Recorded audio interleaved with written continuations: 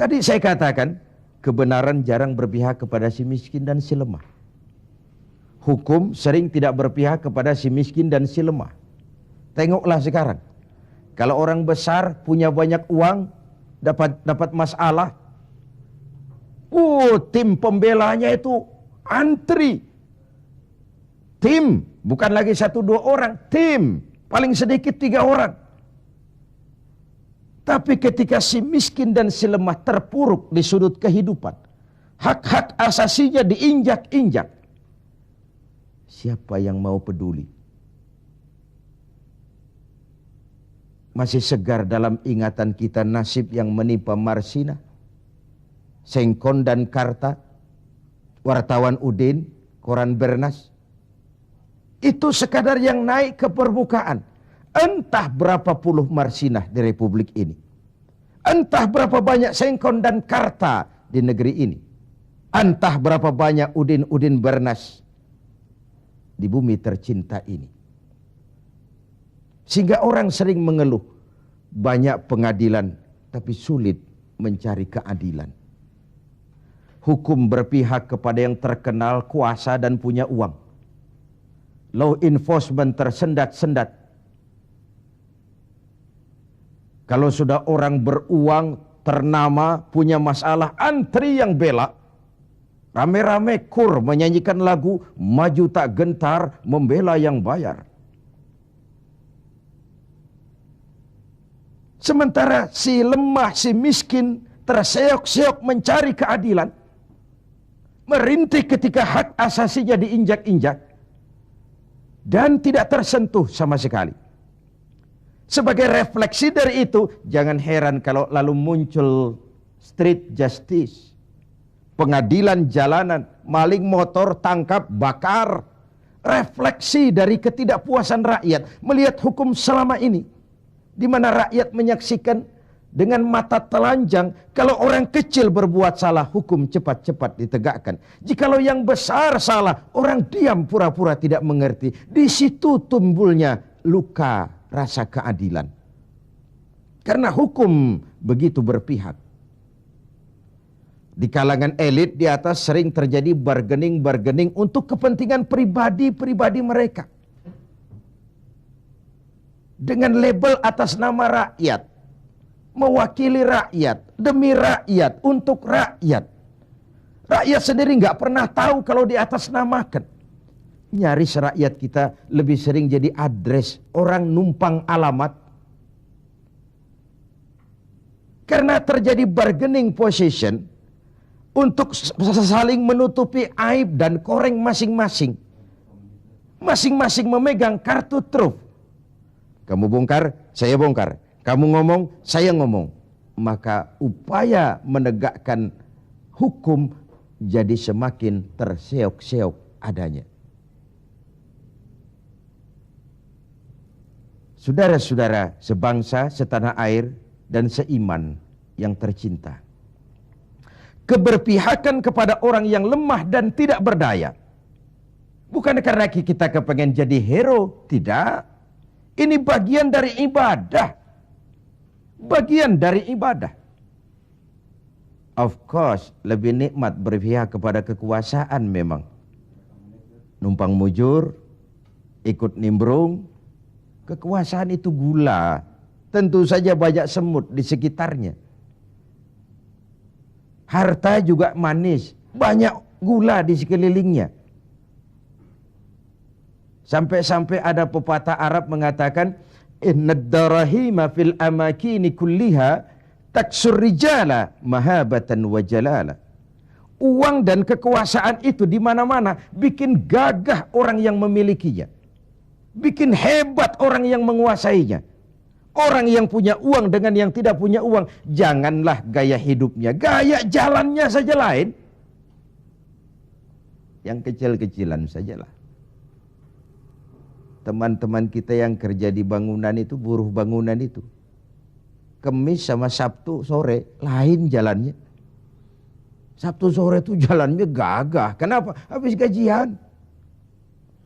Tapi kalau Selasa, Kemis, lesu, lelah, letih, Gaya jalannya saja lain. Dan agak nyinyir memang, tapi realitas. Wahia silahun liman arada qitalan. Wahia lisanun liman arada fasahatan. Uang dan kekuasaan adalah senjata yang paling ampuh bagi orang yang mau bertempur. Nuklir bahkan sekalipun bisa nggak bunyi kalau disumpal dengan uang. Apalagi meriam, tank, pistol, semua tidak bunyi kalau disumpal dengan uang. Dia adalah senjata yang paling ampuh bagi orang yang mau maju ke medan perang. Dan lisanun liman arada fasahatan. Lidah yang paling fasih bagi orang yang mau bicara. Bicara dengan menggunakan retorika muter-muter menghanyutkan orang. Masih buntu. Coba uang yang bicara. Lewat semua. Ya, secara guyonan anak-anak sering bilang, ada fulus, mulus. Tidak ada fulus, manfus. Pepatah Arab Indonesia. Ada fulus, mulus. Tidak ada fulus, manfus. Apakah harus seperti itu budaya kita? Mau dapat jabatan, setelah pendidikan harus bersaing. Lalu dalam persaingan ini, mana yang paling bisa memberikan semur, dekat sama semar, semir, semur. Logikanya apa? Kalau orang meraih jabatan karena banyak mengeluarkan uang dan berani, tentu dia sudah berhitung. Aha, 3 bulan pun pulang modal ini. Aha, paling sebentar selesai nih, pulang balik modal lah. Sudah ada hitung-hitungan matematikanya. Kalau ini yang terjadi, orang naik meroleh jabatan karena banyak mengeluarkan uang, maka hal pertama yang dia lakukan setelah menjabat ialah bagaimana pulang modal. Setelah pulang modal, bagaimana cari untung. Pengabdian nomor 19, rakyat nomor 26. Wong saya pakai modal besar kok ini. Dipandangnya lah jabatan sebagai jalan pintas untuk menuju kaya. Benar kalau Rasulullah mengajarkan jangan berikan jabatan kepada orang yang memintanya. Memintanya pun jangan, apalagi sampai nyogok-nyogok, kasih semir, kasih uang. Karena orang yang meminta mesti punya motivasi, sedangkan jabatan adalah amanah. Menyia-nyiakan amanah merupakan dosa yang amat besar. Saudara-saudara seiman dan sekeyakinan yang berbahagia. Setiap kita pemimpin, setiap pemimpin akan dimintakan pertanggungjawab terhadap apa saja yang dipimpinnya. Suami pemimpin di rumah tangganya, ibu pemimpin bagi anak-anaknya, pemuda pemimpin bagi dirinya, Pak Lurah pemimpin di kelurahannya. Setiap kita pemimpin dan setiap kita akan dimintakan pertanggungjawab terhadap apa saja yang kita pimpin. Sungguh pun itu kecil, kita sembunyikan dari pandangan orang banyak. Namun Qadirabul Jalil maha mengetahui. Inilah etika otonom. Merasakan kehadiran Allah dekat dalam hidup. Ada sebuah karikatur. Seorang kiai punya murid santri 40 orang. Dari 40 orang ini ada 1 orang yang mendapat perhatian agak istimewa dari kiainya. Santri-santri yang lain protes. Kiai, kami ini semua kan santrinya kiai. Kami ngaji sama kiai. Kenapa yang 1 itu perhatiannya dilebihkan dari kami? Apa kekurangan kami? Senyum kiai kita ini. Lalu bilang, oke, kalau kau mau tahu besok pagi kumpul di sini jam 10. Esoknya jam 10 kumpul 40 santri ini, termasuk yang dapat perhatian istimewa tadi. Anak-anakku, kata kiai, hari ini saya ingin memberikan pelajaran kepada kalian semua.